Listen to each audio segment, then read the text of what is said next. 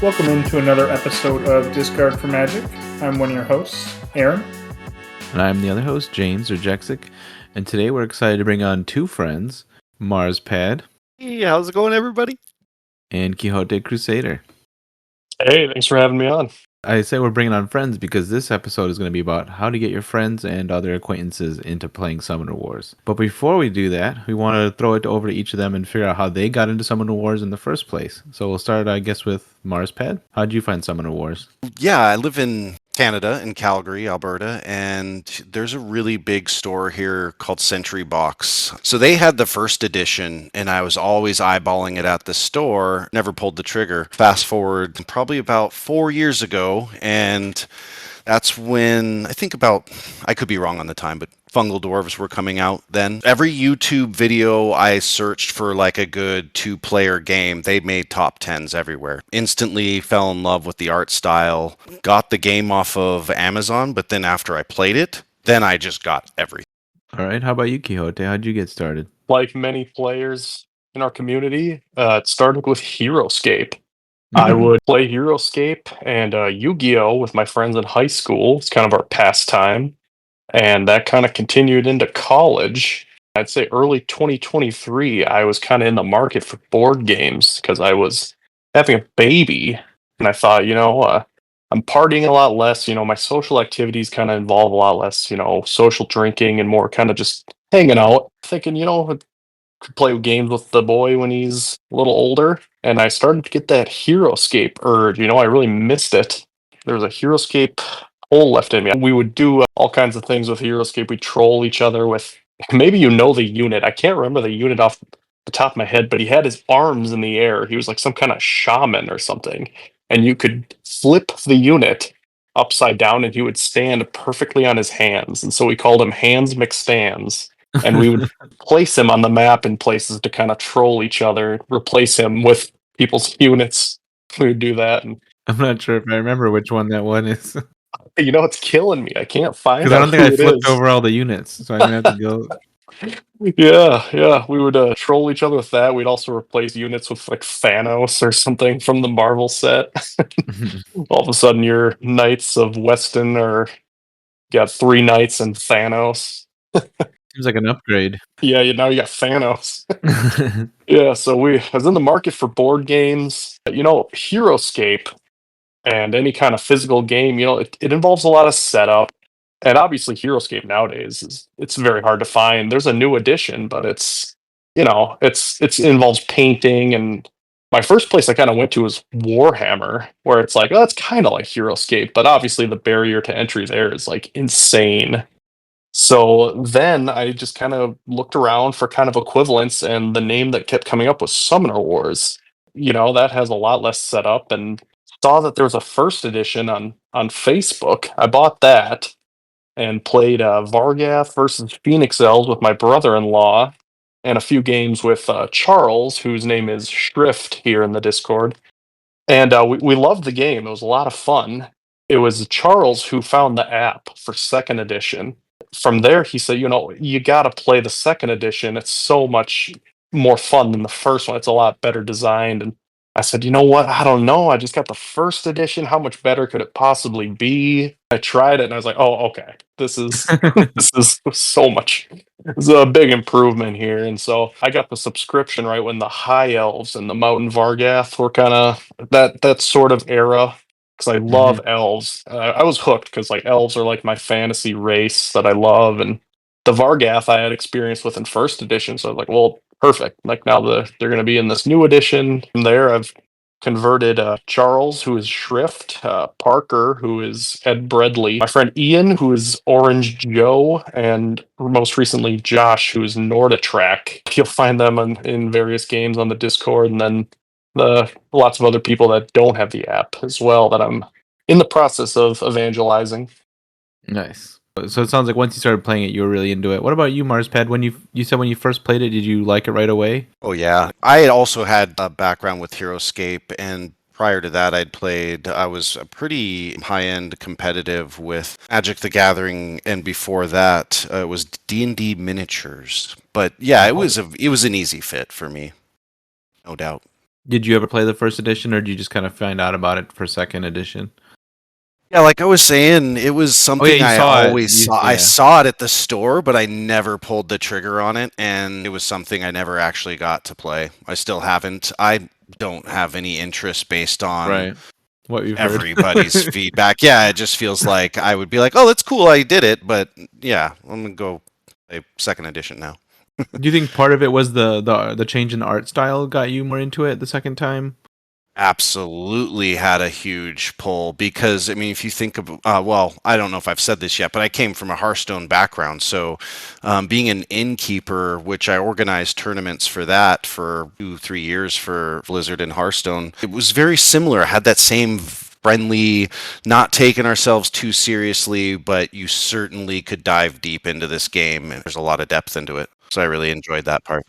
And definitely the art seemed more serious and dour in first edition. Oh yeah. Some people didn't like that change in tone, but I think a lot of people appreciated it. Yeah, I'd definitely be interested to see if we polled like everybody who is playing the game right now, which I don't know how we would do that, but to see how many people played HeroScape and came from HeroScape. I feel like it's a large portion of the community. Oh, it's got to be.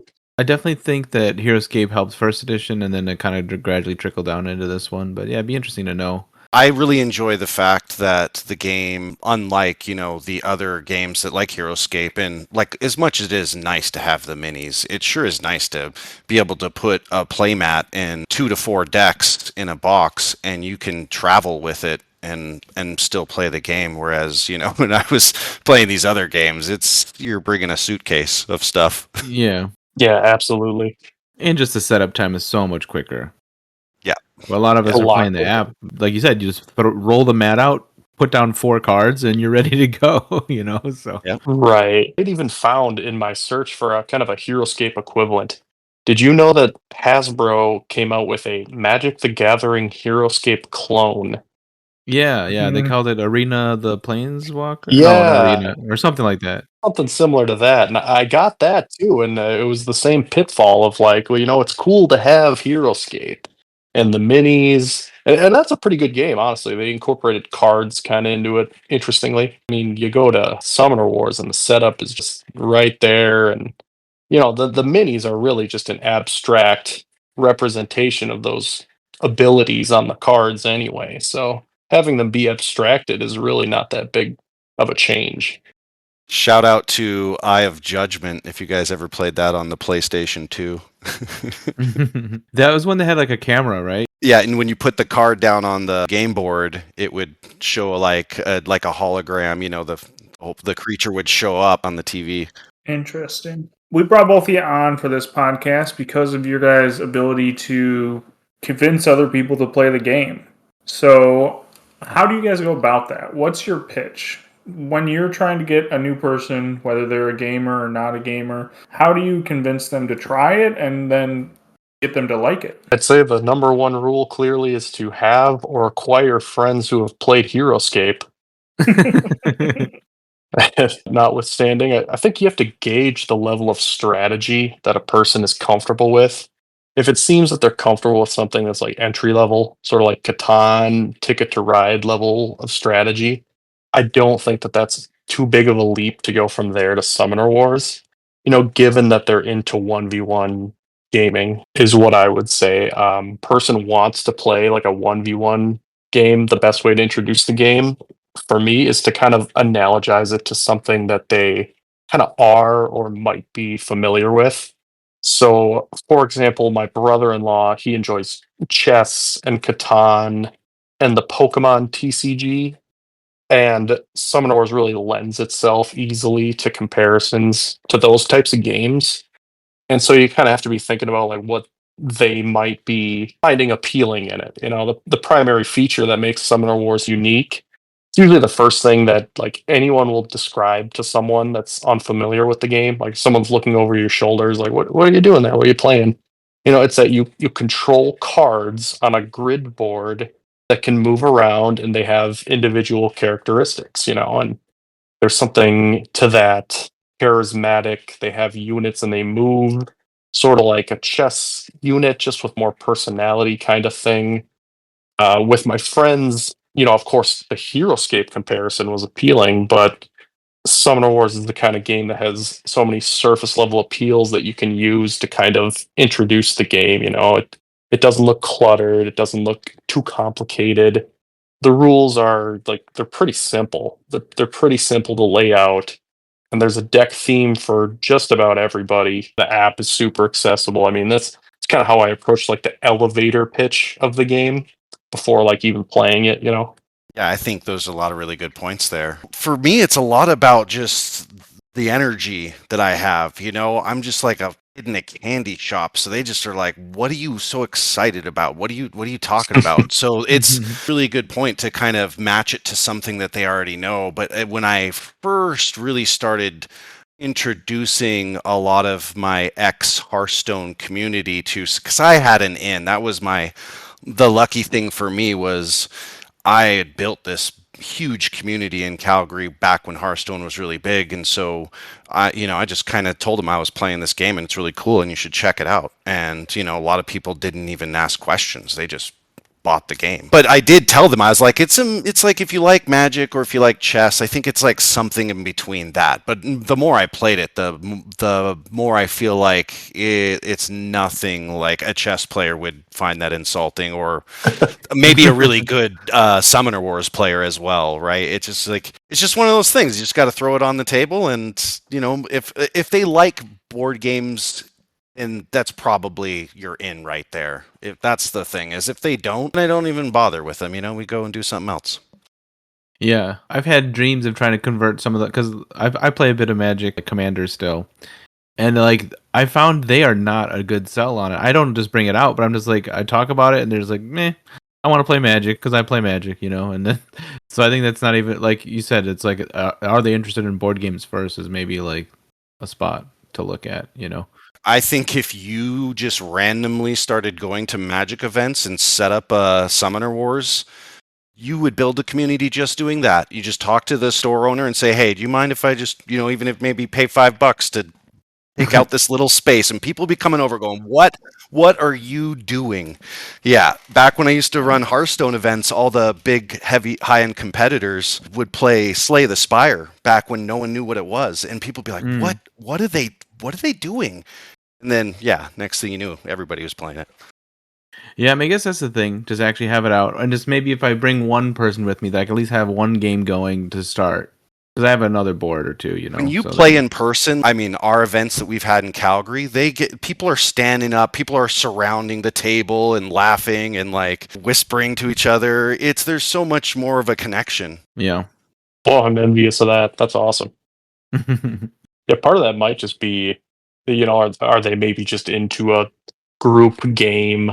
You might have to single out the person that wants to play a 1v1 game. That's kind of the hard limit that you're looking for is at Summoner Wars. In my view, it's got to be the best 1v1 game that I know of. I think it's great, but if someone's diehard on playing a group game, it's going to be a little harder to convert them. But you might just have to appeal to honestly, with what kind of Magic the Gathering deck they're playing. Are they playing?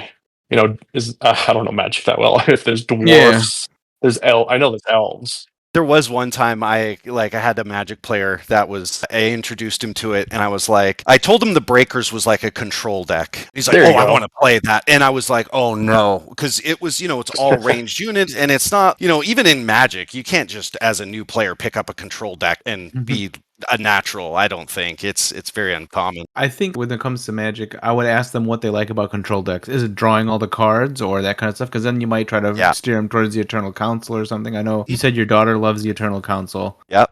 Shout out to the grannies. I've taught my daughter, who's younger, she's like 9. I've taught her how to play the Obsidian Dwarves, who she likes to call the Obsidian Gnomies.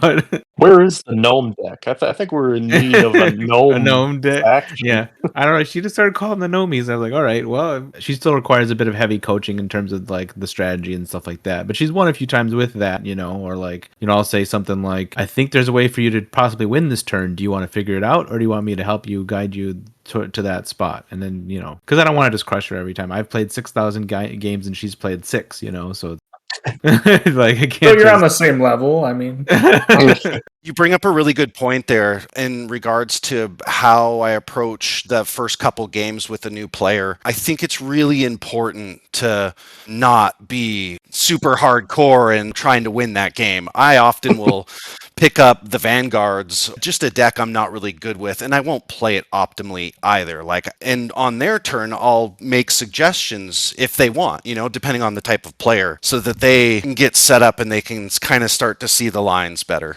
Yeah, you have to gauge it too, because some people will, I think, kind of push back against that, or not even like, or they won't appreciate it. Like, oh, he's just telling me what to do. I'm smart enough. I'm good enough. I can do this. I don't want the help. So I think that's a tricky thing there. But also, if you see them struggling, then to maybe try to offer, say, the suggestions, or just remind them of how certain rules work. But like I said, I'll listen to you guys more. My conversion rate's been pretty low so far.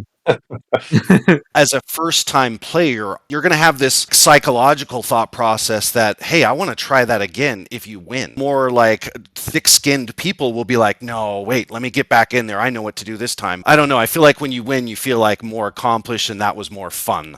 So the fun factor is increased, and then they want to try it again. Oh, yeah. They see your deck, and they're like, oh, maybe I should try that one. Just trying to throw without being obvious about it. Just move your summoner up or discard an important card that is confusing. I've done that before too. Like if I have an event that I know is going to make me win a game, I should maybe just like discard it and be like, oh, like, what do you think about that?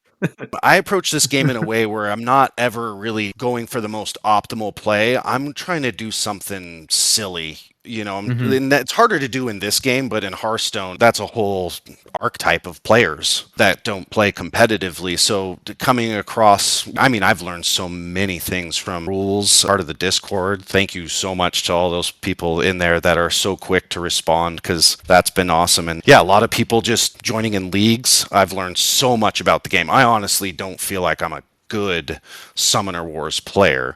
I'm a fun Summoner Wars player. Absolutely. Shout out to Eagerbone for all the quick rules. Yeah, Eagerbone, if he's near the Discord, he'll answer that question with like the spot in the rule book of where it is.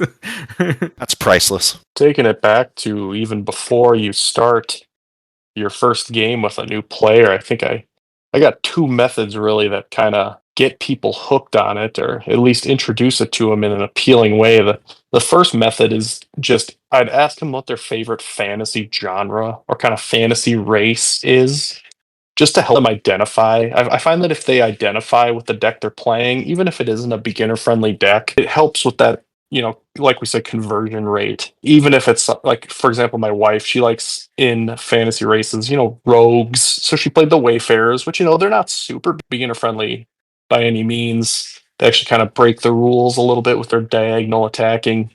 But I find that when people identify with their deck, it just creates that level of attachment. They're going to be having a lot more fun if they can kind of see it as something that they're, piloting. Yep. Strongly agree. I'd say the other method would be to actually just provide a deck that's kind of suited for beginners, which I would say, fittingly enough, kind of is the Phoenix Elves and the Tundra Orcs in the starter pack. I think that they make for great starter decks. The other two, I would say, are probably Mountain Vargath or Vanguards. Mountain Vargath, especially, his simplicity lends itself to focusing on the positioning with his ability. The unit's got to be within 2 spaces, and that's very easy for a new player to kind of understand how positioning makes for an important level of the strategy. All these decks kind of have minimal boost, which is just, less rules explanation that you got to give a new player. Tundra Orcs have a little bit, but for all these decks, these Phoenix Elves, they give guaranteed damage, which is satisfying for a new player. You're just doing damage automatically. Tundra Orcs have a lot of dice shenanigans that new players find fun, and they involve a little bit of everything from Summoner Wars. They got the range, they got the melee, they got the boost. And I'd say if the person does seem like they're comfortable with a bit of strategy, a step above, I think Savannah Elves and Obsidian Dwarves are our next step up. Where they're simple, they've got the fundamentals in them. They make for fine beginners decks as well. Yeah, it's going to be very quickly that the player is going to find themselves saying, yes, I want to play this game again. Then it's what deck do I want to hone in on? Because all of my community has a deck. We all do, right? Especially when you're first starting out. It's just something you kind of lean in and get comfortable with, and that's why it is really a thematic thing where it's the flavor of the fungal dwarves, or or the savannah elves. So yeah, it's good points. Especially soon when we're gonna have 30 decks, there's got to be one for most people that are interested in games, like something that'll speak to them in some way. Unless they're really into gnomes. There's no gnomes yet. Then they got the obsidian dwarves. What are you talking about? True, the gnomies. I'm curious about Marspad, your opinion on this, though. I've found that in terms of presentation, the game itself kind of ships in a state where it's hard to store it at the moment. There's not really a way to present the cards just out of the box. And so what I've done, I can post it on the Discord too once this drops. I bought the burger token deck boxes and a couple containers to hold the tokens, make it look really appealing, make it look like just something I think it looks cool. And it helps them with, you got the labels on all these deck boxes and they see this huge box of decks. So, there's this wealth of options. And I found that every time that I'm introducing the game in person, that once they see that wealth of options, their mind kind of races, like, oh, he's some vampires and mermaids and goblins, there's all kinds, and it kind of gets their mind racing. And it's very fun for new players to kind of look through it that way. And I'm just curious how, if you have any kind of presentation in terms of how the game looks, do you kind of, I kind of asked because the first edition has that alliances box where all the decks could fit in there with labels. And it was, when I first got that, it was so appealing to me. I was like, this is so cool, but kind of had to jerry rig it myself. Second I just did edition. a little bit of setup prior to the person being introduced to it, if it's possible, where I have all the decks already out with the summoner face up. So they can quickly pick up a deck and go through it real quick. Other than that is, storage is a different thing. But when I was, showing people how do you want to just be pointing to different things and be like, these are goblins.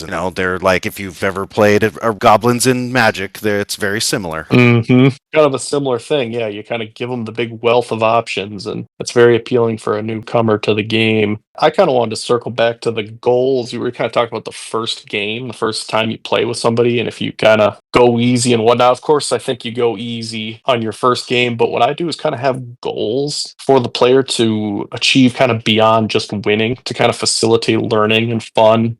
So I'd say on the first game, when I'm playing with a new player, the one goal I have for them is to summon the first champion that they draw by any means necessary. The reasons for this, even though it might be suboptimal, it's the first game, so it's not like they're just going to choke and you're not just going to kill their champion immediately. But my reasons for that are that the satisfaction of having a strong card on the board, satisfying for a new player, and it teaches the discard and magic economy element very well. I love that. That's awesome. Yeah, especially if they're playing Tundra Orcs. I require them to summon Shonk specifically because that gambling dopamine that you get from Shonk will absolutely keep new players hooked on the game. They see that number, how many dice they're going to be rolling. They're like, oh, wow, this is going to be great. As the person teaching the game, I also have a goal, I would say, is as the player going against them, I would say try to block their first gate just on that first rank, the top of the gate. This leads to like this moment where the new player really comprehends the benefit of positioning. They go like, there's this puzzle I have to work around now. Like I can't summon in the forwardmost spot. You see how much that kind of stinks to have that blocked, and it really kind of hammers home that this is going to require a level of positioning and strategy, and the gate positioning is this whole thing they're going to have to work around. I think it's a great thing to try to achieve as the player who's playing against them the first time. It kind of gives them something to overcome without being too much, Also very cool. I love that. I like the idea of trying to give yourself a little mini game in them to try to have a goal outside of just the winning and losing. I like that. Yeah, it's almost like an objective in like a video game. First time playing something, they'll give you objectives for different things like that. And I feel like if Summoner Wars ever made it to like a Steam release, which I don't know if we'll ever see it. Maybe. But he's talking about it. But it'd be cool to have some cool achievements and get badges for them that you could play and have in game.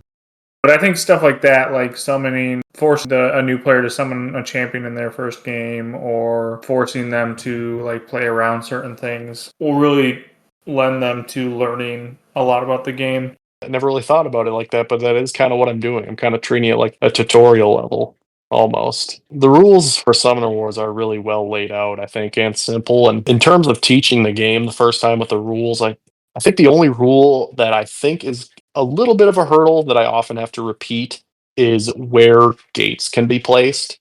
Most of the time, people tend to forget that it's like adjacent to the summoner no matter where they are. What I've learned to kind of circumvent this is when you're teaching the game, before you start playing, be sure to visually show the other player what that looks like. Put your summoner on their side of the board and place a gate on their side of the board to show them like what that looks like. You know, because it feels invasive. Yeah, definitely do that too. Yeah, it'll really stick with them. Be like, there's a gate on my side of the board. What's this? Then it'll really stick with them. Like, hey, that's a good. Well, if you want it to really thing to stick, do. just play the Forged. Oh god. They'll be learning in a hurry, or maybe don't do that. That's game 2. That's game 2. You guys both said that you'll take it like a little bit easier on the first couple games, or like play in like different ways just to make it like more interesting. Have you ever had players that you're teaching like take offense to that, or have you ever tried to have another player that's there, or like another new player play, so you have 2 new players playing? Absolutely. That's always the treat, is to have 2 new players play each other. And I've gotten to do that quite a bit in the last year. I remember when I used to demo it for Plaid Hat, that was always the ideal situation, is like someone comes up with their friend, then you could get them to play each other. Never had anybody take offense to, because I honestly don't get a sense that maybe they don't notice, or if they are noticing it, they're doing a good job of not letting me notice that it's offensive, because most players have a lot to take on in a first time playing any board or card game. Your first game is like, you don't know what's going on. I still don't, and I've been playing this game forever. I had the opposite almost, where a person took offense because I went too hard on them. That's my fear, is that would be the case. Is like, why did we just waste 45 minutes doing that? That wasn't fun. I had my friend here starting out the game, and he wanted to play the vampires. I had a little bit of PTSD from playing those vampires on the app. So I was Okay. playing Vargath, the typical easy to teach and understand for new player deck.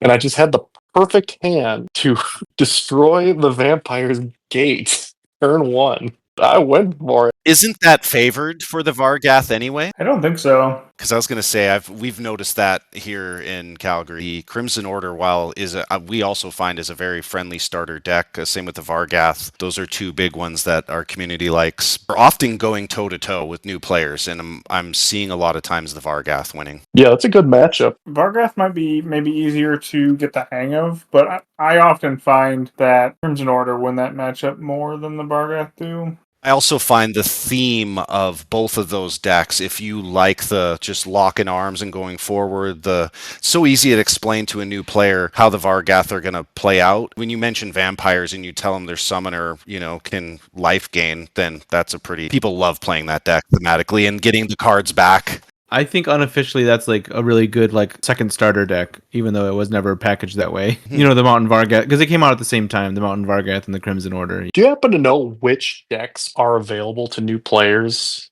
in the rotation? Because I know Vargath is one of them. For the longest time, it seemed like it was only Tundra Orcs and Phoenix Elves, and now it seems like you can get the birds on Wayfarers. Oh, the birds. Yeah, they're one of them, huh? I think Fallen Kingdom used to be one, but I think they took it off. I haven't talked to enough new players lately to know, but I know Tundra Orcs was one, and I know Savannah Elves can be one. Vanguards, I believe, are one. Oh, yes, yeah, that's kind of correct. And those are the kind of the good beginner decks. Those do work well. I suppose the birds too. Yeah, they teach you good positioning as well, keeping them all close to Ava. Thematic thing with the flight. People just like being able to fly over everything. Yeah. That was a big holdover for HeroScape for me. It's like, I'm going to fly right over the terrain just like in HeroScape.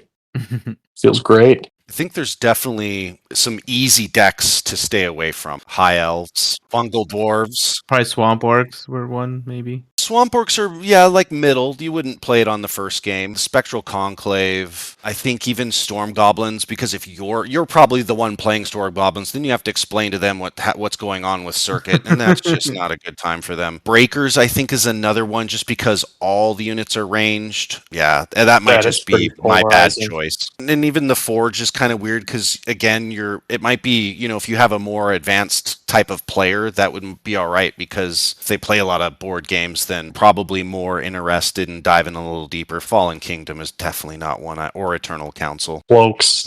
Yeah, Cloaks is it depends on the player. A couple of people in the community that are pretty much hooked on them, so. Yeah, again, it goes back to if they, like the appearance of the deck, if they kind of identify with it, I think it's great to just kind of give them anything, even if it's Storm Goblins, if they think those are sweet, line them up with the Storm Goblins, we're trying to convert here, we're trying to indoctrinate some people into the Summoner Wars. If that gets them interested, even if they have a little bit of analysis paralysis, as long as they're identifying with it and having fun, I think the level of complexity might outweigh that, Yeah, well, that comes later, I think. Absolutely. Got to get that dopamine hit of that was fun. I want to do that again. Absolutely. Yeah, for me, it was High Elves. That was my first deck, and they are not easy to play. But, I loved them. That got me hooked on second edition. That totally might be someone's thing, and that's why you got to put it all on the table and kind of show them, you might not think that, some deck that is super unuser first game friendly might be someone that's what they needed. It's a really tough call. A lot of times it's case by case.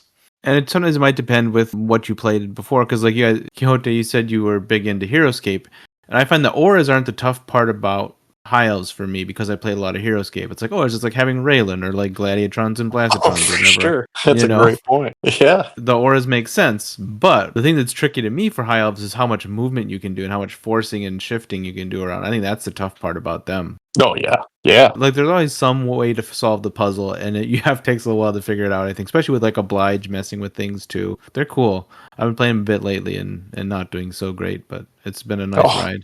Yeah, they are very fun. You mentioned that it's kind of a puzzle you have to solve. It kind of makes me think of what's the appeal of the app. And talking about the subscription, trying to get new players once they're into the physical game. Mars, you had mentioned that you were more of a over-the-board player.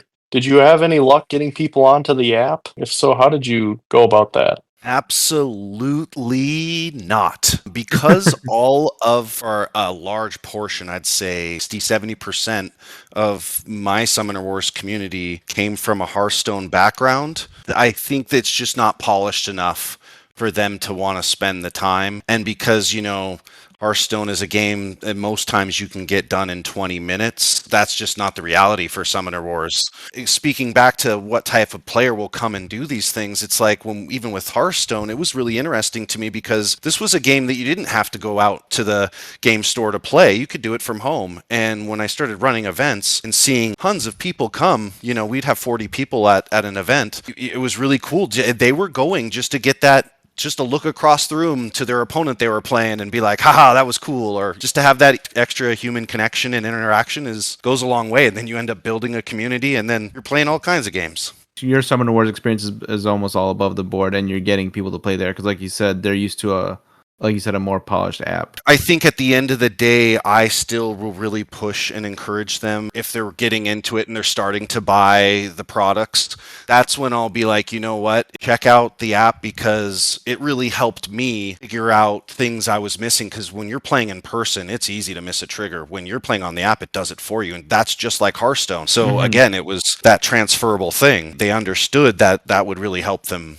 learn, but I haven't had a lot of people come back to me and say, you know what, I've been playing a ton. The only person in our community that plays a lot on the app, shout out to Nate, is I met him on the Discord, and that was just from posting pictures that we were running events here in Calgary, and he was like, wait, this is here? So he started coming. Yeah, that's cool. He had his own group of friends that he was playing with, so that was awesome. We got to start jamming games with each other's communities. That's the dream. That's sweet. It is. It's been great. It's been a good year for Summoner Wars in Calgary. Well, I think maybe my pitch towards the subscription and app, maybe I could help you out and help the listeners out here. I kind of give a pitch to the app that's been relatively successful, where you're describing subscription. If they enjoyed the physical version, you let them know it's affordable. It's not that expensive of an app compared to other things. There's Board Game Arena, other things like that. Beyond that, if they're still resistant towards paying for the subscription, you can see if they're receptive to playing the 2 free decks that keeps rotating out. Keeping in mind, there's 2 things to keep in mind for the listeners here. Some of these I was not aware of until not too long ago. One of which is that if you play a private match with somebody who doesn't have the subscription, but you do, they can use any deck. That helps people get a little bit into the app, dip their toes in a little bit without going full hog onto it. The other thing to keep in mind is that I've learned this actually pretty recently. You are given, as somebody who has a subscription, you are given a free gift subscription to give to somebody that I did not know about until recently. And that's a big appeal to get people kind of into it and kind of spread the good word to get people into it, for sure. Listeners, keep that in mind, because I've been playing for a while. I didn't know those things for quite a bit. Might be a good thing to advertise for Plaid Hat. Kind of really keep that up if they get the numbers up. Just whatever you do, make sure they don't download the Korean MMO known as Summer's War. Summoner's War. No doubt. Because my friends like to troll me and say, "Oh, I downloaded Summoner's War, and this game isn't anything like you described." Yeah, I actually knew a guy that was in my game group a while back. He kept saying like, "Oh yeah, I've been playing Summoner Wars," but I found out like a year later that he was playing the wrong game. Wild. Oh, that's too good. We have to come together here and kind of mix where our weaknesses are, where I would like to do tournaments, with the regions. I know there's like Tortugatron, who's in Minnesota, and lots of people in Wisconsin, Minnesota. I might have to, get something like that going, and we'll try to team up and get more people on the app, and I'll try to get more people in person. I'm in Northern Illinois because there's a few guys up in Appleton, Wisconsin, which is pretty far away. But I've thought about like maybe we could try to do something in Madison one of these days, and just like Madison would be perfect. We got a lot of people who would get out there. I know Ed Bradley, he's Madison, and quite a lot of people here in Minnesota and Wisconsin who might make that trip. So, but even getting something that's on a regular basis, kind of like Marspad has here, that would be fantastic. Just a monthly thing might be something to go towards and keep evangelizing, keep spreading the good word of Summoner Wars. Yeah, so I could speak to the tournament scene real quickly here. I built up enough community in April that I wanted to do what I was doing for Hearthstone, just have an official event that I would advertise to the community. There would be a sign up. We had an 8-player cap. I used the challenge tournament to run the bracket. We did Swiss. I mean, that's a lot of logistics inside of there. But the trick, the real challenge in all of that is getting people to know about it. Because you guys are talking about, we got to go way out here. And I know a guy over here. But what you don't realize is there's people next door that have this game that just don't realize that there's a Discord, or that they just didn't dig hard enough. They might not be as passionate about the game as we are. They certainly would show up to an event or two if they knew about it. So what I've found is I will do something on Paint, real easy, and go to the game stores and ask if I can post up the advertisement. A lot of them are like, we don't sell that game here. And I'm like, yeah, I know. And it's not even, we're not even doing the event here. But if you don't want to post it, that's fine. But we're just trying to build a community. A lot of them get it. So they don't care. They post it. It's really tough to find some of those just natural, organic players to come out of the woodwork. Because again, a lot of my players have just been reaching out from previous game communities and saying, hey, this is what we're doing. You guys want to get together? The tournaments, we basically keep the tournaments very basic as far as rules go. We don't want anything too crazy, but these tournaments I have been doing that are more official instead of just gatherings, I do reach out to Plaid Hat Games. And I tell them that I'm going to be running an event and just wanted to let you guys know. I'll send you some pictures. And they responded very positively. And they're like, you know what? Hey, we're going to send you some swag and we'll give you... They gave us promo cards, which I ended up coming up with the idea that they could, in the tournament, right when it started, I did a big player announcement thing before, we started bracket and everything, and told the players that they could remove one champion from their deck and replace it with one of the mercenaries series that we got is promo cards, which really spices it up for players that are used to their deck. Oh, You know, yeah. because when I'm doing a tournament, a lot of the community falls off because you get in that competitive edge. There's players that want to do that. I find a lot of my community just wants to have fun. They don't want to get too hardcore, but yet a lot of them get the banter of having that tournament, and it's still a lot of fun. Like, I'm intimidated by a lot of the online tournaments that you guys run, but I still have done them and end up having fun. It's just getting in my head, pushing the button, you know? So you said you capped it at 8, though. Was that like just out of you didn't have enough decks for more people or boards or? Okay, that's a really good point. It's all about time. It's fatigue. You effectively want to have about 3 to 4 rounds, and we timed the rounds. I guess the ruling on that was in the first tournament, summoner with the lowest health was counted as a loss for that game, which we found didn't really work that well when we had the person of the tournament was the trees, the 20 health summoner. It's a learning curve. How does Plaid Hat do it with the timer? I know they do official tournaments. How does that work with running out of time? It's just straight up whoever runs out of time, I think, right? I believe they do a certain point you like start taking damage or something. I don't know. Right. I've never played in Yeah. it, but that's what I heard from the people who have played in like the Gen Con tournament. Speaking of the trees, I've never played the trees, the Chosen Grove, physically. How in the world are you storing all those wound markers on that card? May you get a spin down? We use a D20 MTG dice. I was gonna say, you gotta do something. There's no way you're moving that around the board with all those wound markers. They're gonna be everywhere. The second tournament, we did put a player cap to 12 because we saw there was a lot of positive feedback from the first tournament. But of course, we still ended up only having 8 people for that tournament as well. But we did have prizing. Reached out to Plaid Hat again. And they were awesome. They sent me one of each of the new decks, and so we gave one away randomly. And then the first place player already had the deck, so he also gave his away randomly. So we got 2 new players that got new decks. So they're in. That's sweet. That's an auto in to have a deck as prizing. That's so cool. Something. It's tough because it's an all-in type of situation with some of the other sets, but with just one deck, if it's a good match, they'll play the crap out of that. Yeah. I had an epiphany when you were talking about the game stores, going to the game stores and kind of advertising. I realized that sometimes I'll go to game stores that I know stock Summoner Wars, but it'll be gone. And so that means there have to be players nearby me. That are buying it, yeah. Exactly. You got to talk to the store. Yeah. You got to schmooze with the store owners. So I got invited to an Innkeeper Summit in California by Blizzard. There was a lawyer there that was telling us that a lot of these places have sponsors and they have this big budget for all this stuff. So just ask. It's part of their thing. So they got the money to spend or the resources. So a lot of store owners, you just got to ask. They're really cool. They're usually all about community. That's how they run their shops. What you got to do is you just got to place a trap in every Summoner Wars box that you see being sold. Just like one of those ink traps that they use for like stores or like money for like banks or stuff. And then you'll know. And then you'll know when they are covered in like blue ink, you'll know there's another Summoner Wars player. That's who I need to play with. Such a good idea. Yes. Put air tags in them, become a stalker. You know that they stock the product and they're out. That's the first line of business.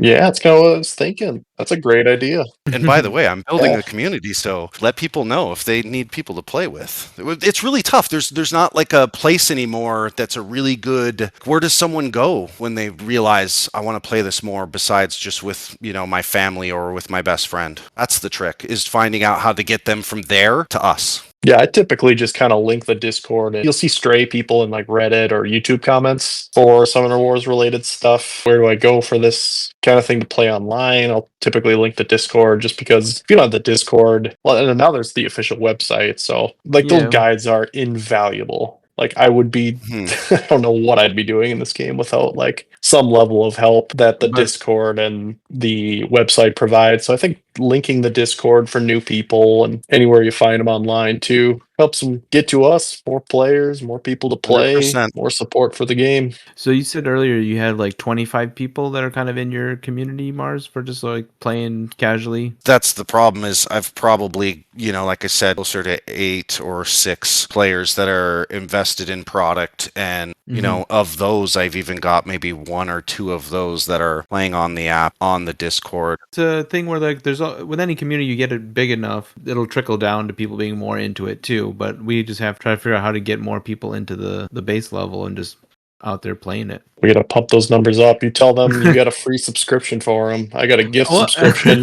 That guy's gonna play. He'll have a gift subscription. I think, but Mars gives a good point that like Plaid Hat probably knows how many copies are out there, but we don't know how many people are just out there playing it. And it could just be the type of thing where you're just trying to find some of those players, or to create more players that just want to play casually at home. It's not like, because like how many people play Magic or whatever that don't play on Magic Arena? You know, there's a lot. There's a lot of people who just want to play with their friends. We need some kind of permanent fixture to wherever people are getting the first edition and linking them to the second edition app.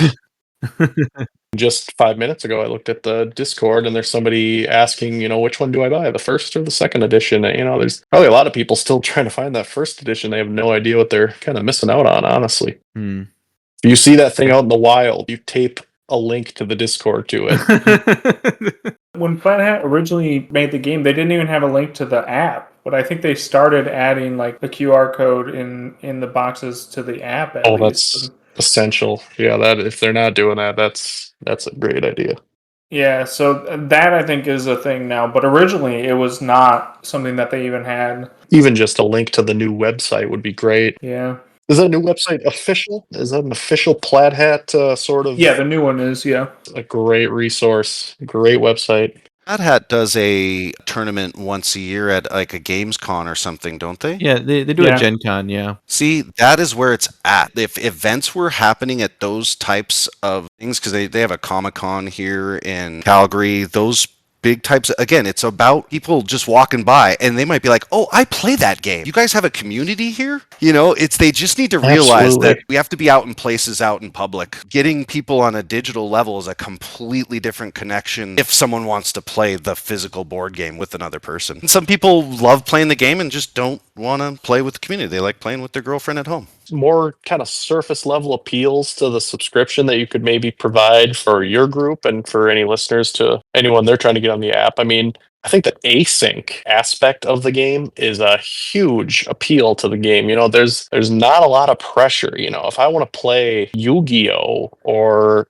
something on Board Game Arena, some things on Board Game Arena, you might have to sit there for 15, 30, 45 minutes like other board games. Explain to them the async, I think, is an essential thing to get them on the app. Because when I've told my friends who are now on the app, and when I told them, it's 3 days total, and that's a lot of pressure taken off of people. And it's a great appeal. That's a really good point. Or if they're fast paced, 45 minutes, tell them about that and appeal to their sensibilities. But I found that the async, once they hear that, they're like, oh, well, wow, I can just kind of solve a puzzle in my free time. And that has a great appeal. I think that's a great aspect of the app that people really like. It should be an essential thing that you're telling people you're trying to get into the app, I would say. Yeah, I think that's a good point.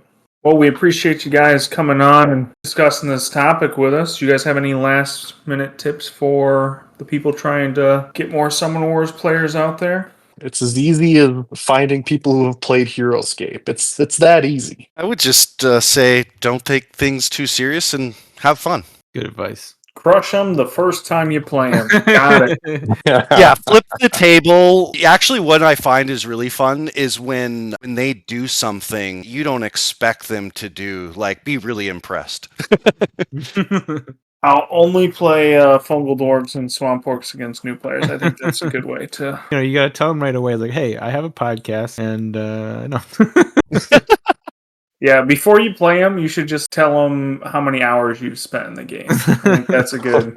No, I think there's a lot of great things that we discussed on how to continually grow this community, and I'm looking forward to seeing how we apply it. I've tried a couple tournaments of my own and got one to go off, and it was fine. I didn't get as many people to stick to the game as I would like. Yeah, hopefully some of those tips will help you out. I'm hoping that the listeners find some good advice here. Anyone who kind of showed some interest to kind of take it to the next level, and a great game. It's a lot of fun, and getting more people onto it just kind of benefits everyone. And yeah, quickly, just a big thank you for having me on, and Quixote as well. It's awesome to get to talk about the game with you guys. And again, everybody in the Discord, they're all great. I think it's a really good community to be a part of. So thank you. Yeah, absolutely. feel the same way, and I'm going to take some serious consideration into those things you said and try to get a good in real life community here going, see what I can do. Takes time. You got to be patient because, like, I got excited about this and I've burnt out so many times. Definitely shout out to that burnout podcast you guys did. It's real. You just go through the waves, and as soon as squirrels are here, I'm just going to be full on. I won't stop playing. So it's going to be great. I'm excited for the Dragon Riders. A lot of my community is super stoked that there's a champion on the starting board. That's going to be really interesting. Well, once again, we appreciate you guys coming on, and this has been another episode of Discard for Magic. We'll see you guys in a couple weeks.